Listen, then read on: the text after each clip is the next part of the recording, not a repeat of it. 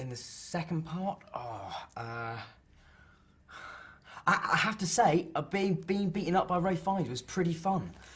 It wasn't always comfortable, but it was fun. I did quite enjoy. I enjoy scenes like that where I get slapped around a bit. That's quite fun. It's yeah. So that was good. That was definitely a highlight. Being on the underground cart, which takes us inside Gringotts, being on that cart with Rupert, a guy called John, Warwick Davis, and Helena Bonham Carter, and then Emma was great fun because it was just we were all soaking wet. It was you know, we were just making jokes and it was hilarious. It was really good. That was a fun day, definitely fun few days.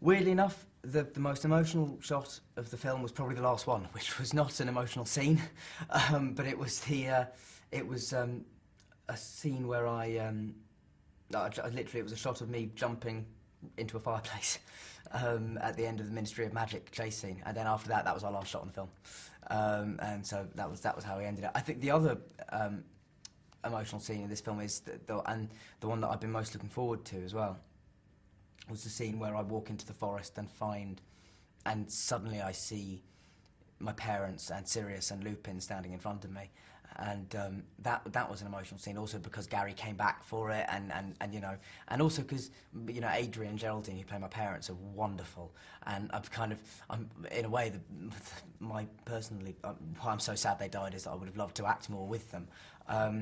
And also the character of Lupin dying for me is one of the most upsetting in all the books because I love that character. And so yeah, that scene was pretty emotional, I think. It should be anyway.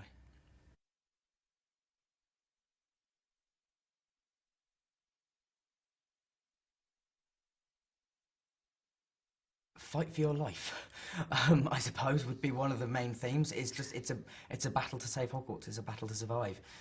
It's a battle to see the next morning. That's kind of the thrust of most of the film, and also it has all the Harry Potter themes of, you know, friendship and all those things, and how tested that can be, and you know, in this even more extreme situation, how much these three, four, five, you know, the whole school relies on each other, and that's what I love about it. It's about communal spirit. It's and surviving.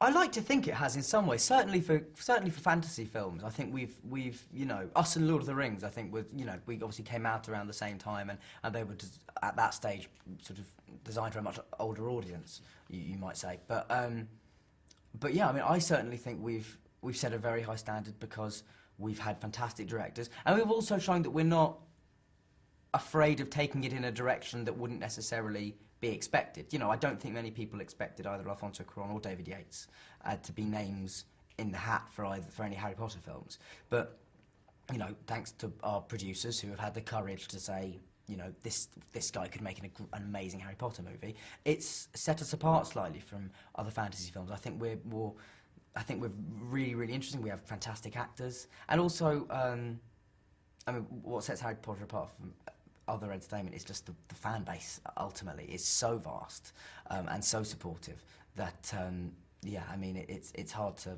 other things to compare for it. But you know, but obviously now there's films like Twilight and the Narnia films that all came out, and you know, and they're doing well as well, and brilliantly in Twilight's case.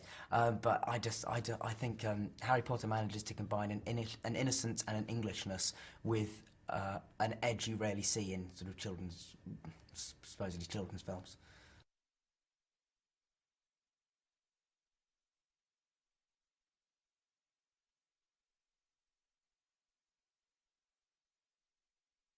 It was no, it was quite sad, but it was, I think, more than letting ourselves be soppy and nostalgic about it. I think we just used the pressure we felt because we knew it was the last one to spur us on to try and make it the best one we could.